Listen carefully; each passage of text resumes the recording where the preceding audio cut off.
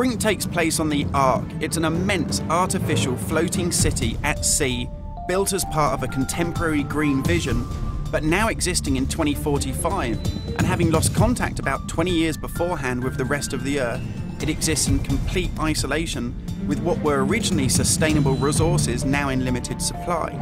The result of this is that competing social factions have been thrown into an isolated and horrific conflict. We're heading to the Ark's airport. This was the original location that celebrities flew in and out of and had their photo opportunities, but it's also, because it's been deserted and disused for 20 years, the ideal location for me to show you a couple of the game's features in the absence of any enemies. Now, Brink uses those same familiar shooter controls that you're used to, but without the artificial constraints, because we've developed a new system that we're calling SMART. It stands for Smooth Movement Across Random Terrain. If you walk up to something that's an obstacle, just as you would do in any other shooter, you'll stop. But if you want to try and indicate to the game that you want to get somewhere as quickly as possible, using this SMART button, you're able to vault, mantle, and climb with ease. And this is a cool system for helping you navigate through the game, but it's not an autopilot. You don't enter a canned animation that you can't get out of. It's great for advanced players too.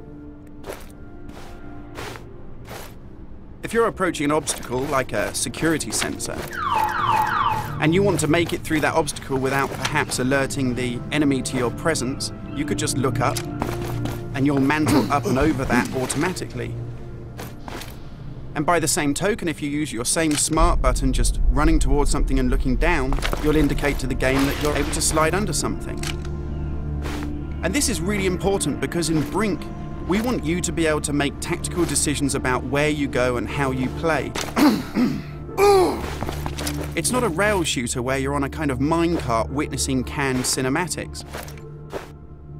And that's important too, because in Brink, irrespective of whether you play offline or online, you can create a cool identity for yourself that really reflects how you want to play the game. So in Brink, you take on a combat role that suits your preferred playing style, whether you're on the front line attacking the enemy or perhaps at the rear doing support.